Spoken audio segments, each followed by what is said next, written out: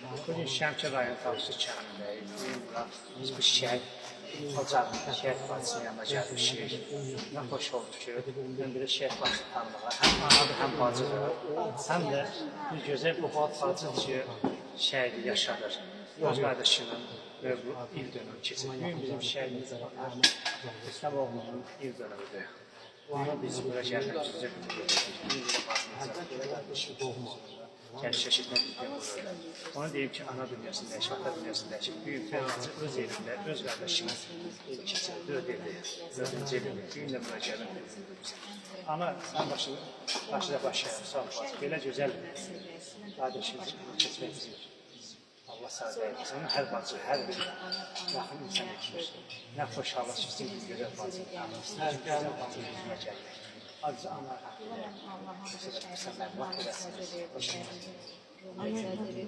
Ana Şəmkir rayonunda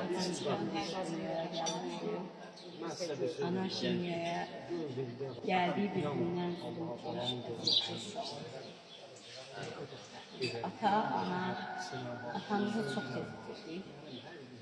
Ana məktəb tutardı, tək oldu, onun zəngində tək qaldı. Sonra qurban olmalı.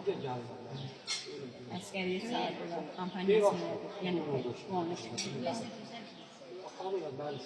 Bugünkü gündə ana şeydə sağ, dünya atasının ətrafını. Orada gözünü sayılır ki, bu bizim qalmış sistemi. Zaten baş-başına girmək yardım. Ana qardaşımı demirəm, həqiqətən ana çox ürəkli uşaq. Ana böyüyən yetişdirmək istəyirdi.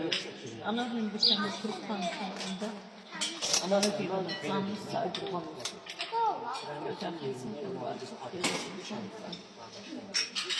Ana dünyaya gəlmişdir. Ama ana olursan həm bacı. Bəli, evimizdə o qədər imkansızlıq oldu. Atam çox qaldım. Zaten sevgisi gayesi çok. Çok güzel. Leyhatı ya anam bir adam istediği bir adam yaxşı dedi. Orta kıza dostlar getdi öldü. Onun qapısında boyda vardı, qardaş qoydu bizi belə bir başa ve anamla gururdular, anamla qardaşımla hərf edirdim.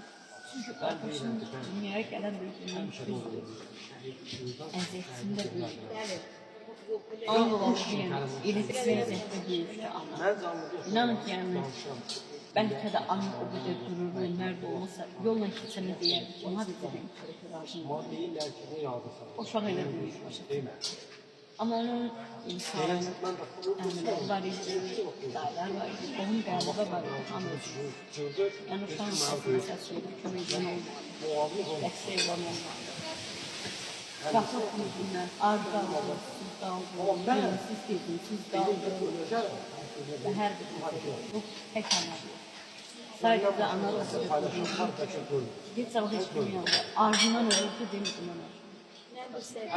Qaldım demirdi ki, deyil.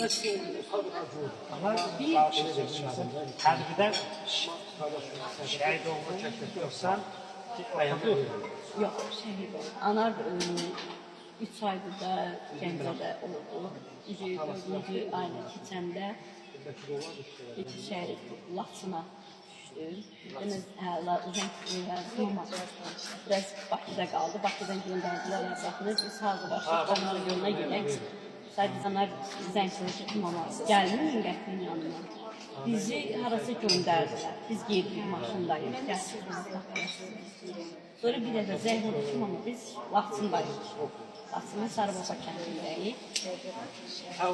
Sarıbaba kəndində də 4 dənə əsgər oldu. Vaxt deyir. Sonra da bizə anidən şəhid olmasına gələnlərin Laçında xidmət edib, Laçına aldı. Döyüş zamanı Laçını aldı, Laçın önündə şəhid oldu və bizə Səmələtin kanalını qoyan oldu. Ha, büyük. Laçın Aslında Kəlbəzəkən torpaq qurma uğrunda şəhid olur. Ana həm bacı olduğu üçün Şəmkir Şəmlər nə xoş oldu bir bacı. Allah sizi səbir etsin. Allah arası rəhmət olsun, şad olsun, amma sadə etsin. Çok sağ olun ki bugün geldi. Bizi tek koymadınız. Allah gününüzü Allah bütün şeye bağlı. Bacı kardeş, yıllıklarını hep səbir duyduğunuz. Allah hiç bir şəhidi atası, anası değil. Çünkü biz onu bugün hamımız şahidi olduk. 4-cü ildir ki biz sərvənət yaşadıq. Yəni atan olmadığı üçün var, sevənlər, sevənlər var, gəlməyər, sağ olsunlar. Amma gəlməyər. Mən düşünürəm ki, ən zəif, salib, seçim, qapısına gəlmiş şəhidimiz. Amma onu da deyim ki, ən çox sevilir, ən çox hər kəsin qapısına toplayan anadır. Ana şəhid olanda, yəni bütün deyiyorlar, gözlər, ölkə, hər bir yerdə mən qardaşım ziyarət etdilər, kömək oldular, destek oldular. Bu sağlık vətəndaşlar mən onun yanından qalmışım. O çox təsir edildiler, olmadı. Bunlar az yəni Köməyin olsun ki, sən buna bacısı çağırır, var, Allah özü var. gözəl bacı, gözəllər, Allah səbir etsin, Allah səbir etsin. Allah səbir etsin.